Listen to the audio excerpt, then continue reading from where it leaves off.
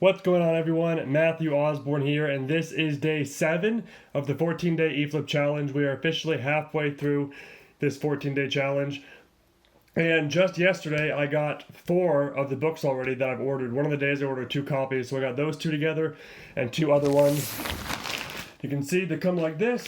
Got 2 in this top one right here, and then 2 in the bottom one, and then I am going to list those today and get those sent off. So potentially I'll be able to make my first sale from this 14-day challenge before it ends, which would be great to start showing some of those results that I've had, especially since you guys have seen the reasoning why I purchased those books. It'll be interesting to see what they actually sell for and if they can sell before this challenge is finished.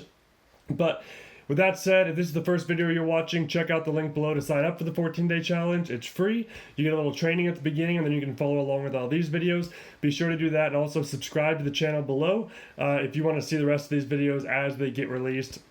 But let's dive in and talk a little bit about what I purchased for day 7. And at first, I want to do what I did yesterday and show you something that looked attractive to purchase. Then I'll show you why I didn't and why you should also watch out for things like this. So let's take a look at the screen right here and see what I'm talking about. So this is a year view on the Keep It chart. As you can see, this book sells all the time. It has a great sales rank. I think it had an E-score of high 50s, something like that. Maybe low 60s. And you can see it's also, even though it sells throughout the year pretty consistently, it's also seasonal. You can see the big drop here, smiley face in August and September, and again in January and February.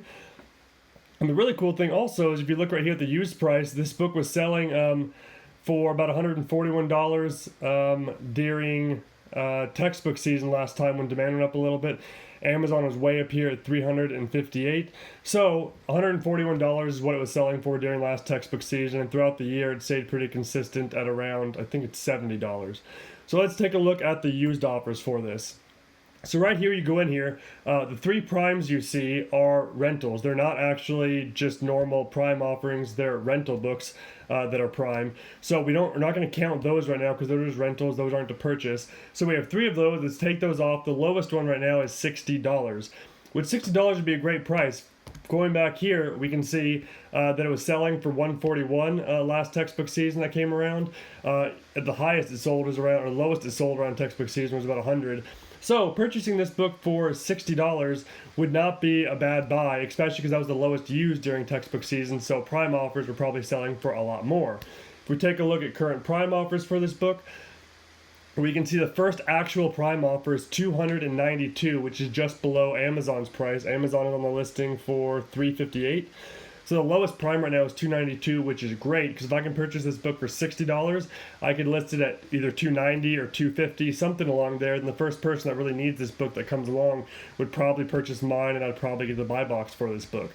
But here's where you have to pay attention to things, because the seller that's selling this cheap book did something incorrectly. If we look at the descriptions, you can see all these prime rentals I was telling you about. In the $60 offer right here, it says this book is loose leaf.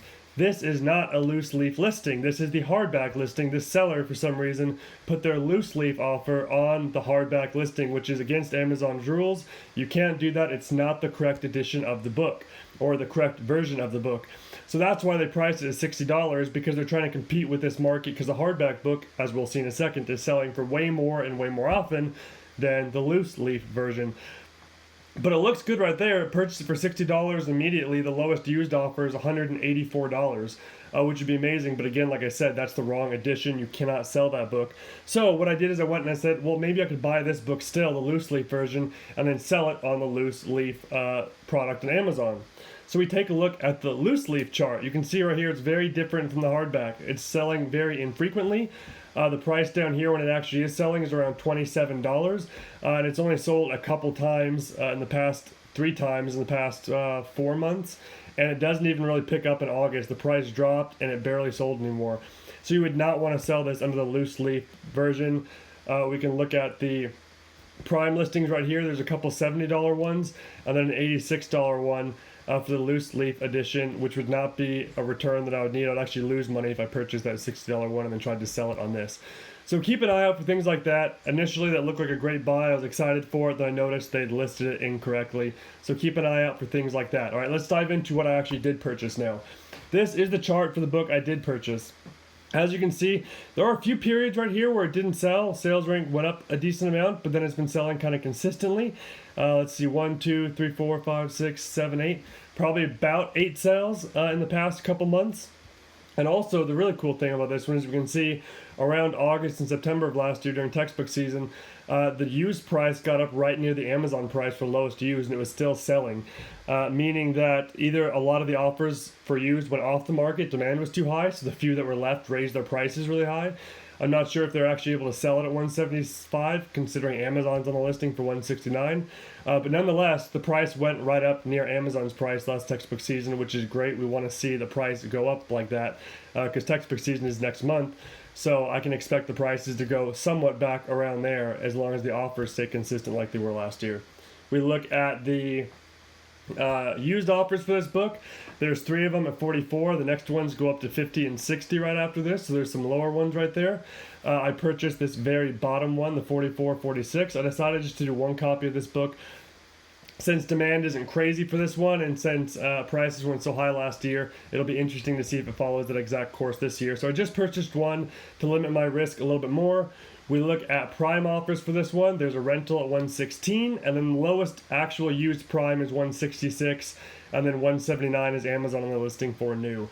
So if I purchase this book for $49.32 and I list it for $165, just below the current lowest prime, I can expect 167% return and $82, which is amazing. And if I have to lower that price a little bit, there's room for error in there, so I can still lower the price quite a bit and still get 100% return on my money.